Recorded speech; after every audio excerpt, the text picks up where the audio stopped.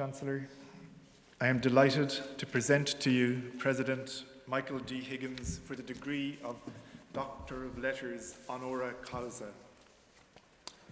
President Higgins.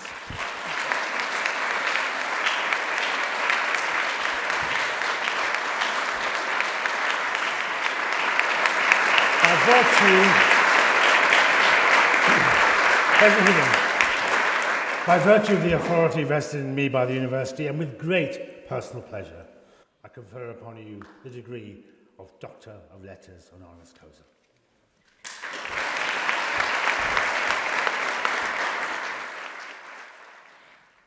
An cédal sias, buicas an cria, as an gratam atá sibh brana aram.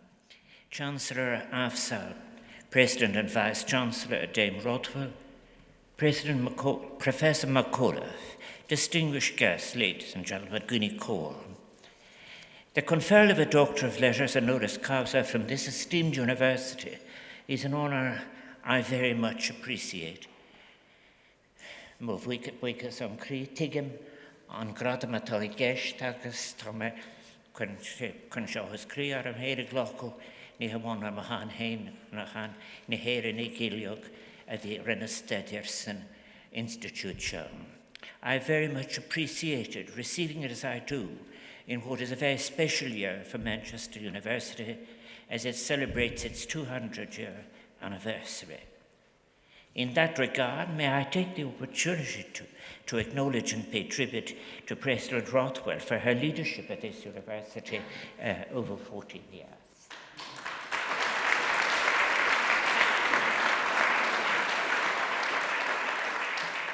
This honour that you have bestowed on me, Chancellor, has a particularly personal resonance for me given my family connections with Manchester.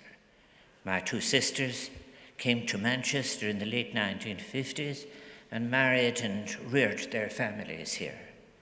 This was followed by my experience as a postgraduate student at this university in the late 1960s, which were times of hope and promise in so many parts of the world.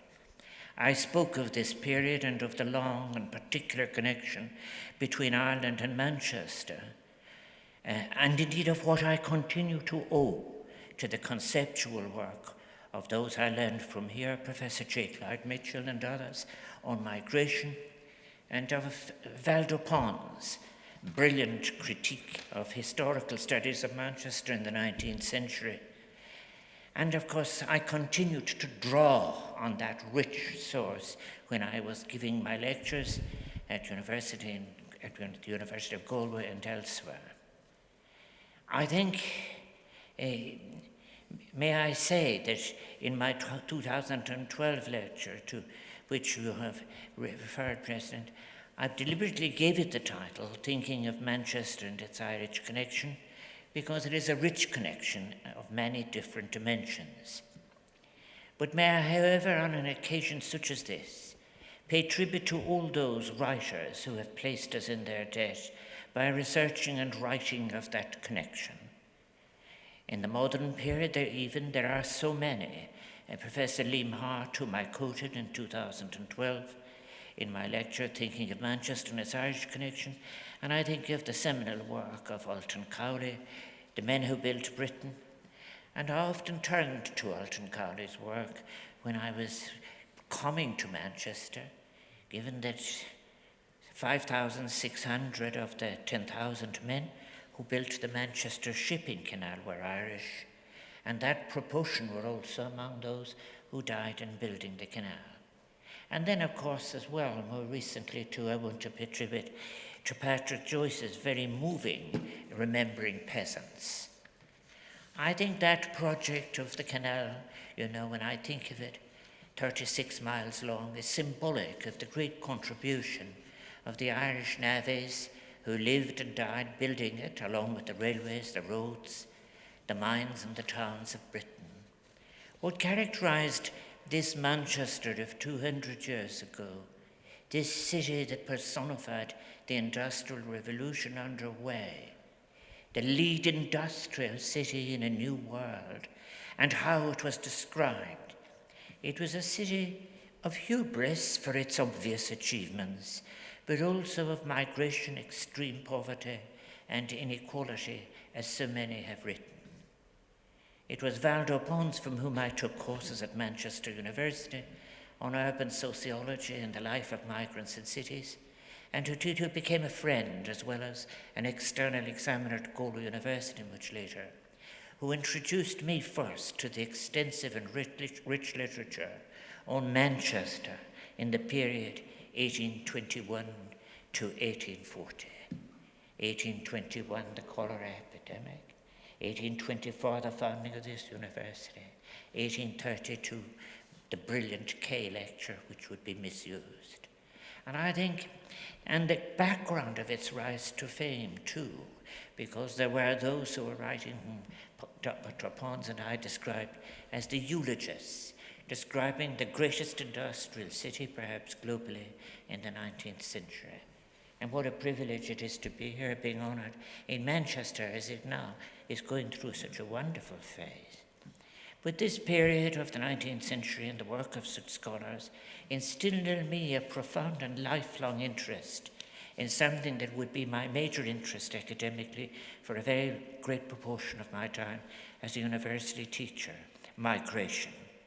I would teach some of the first sociology of migration classes in Ireland at University College and elsewhere. And Chancellor, the honour that you have bestowed on me has a particularly personal resonance for me, given, as I said, my family connection.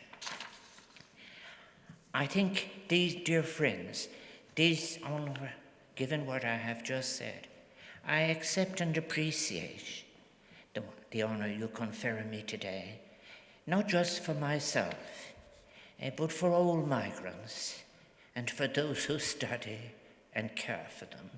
And the image of the bee beside this podium, a symbol of hard mark, reminds us, as if it were necessary, of how the University of Manchester is so intertwined with this city's history, emblematic of a profound capacity to do things differently, to develop transformative ideas that could perhaps become emancipatory.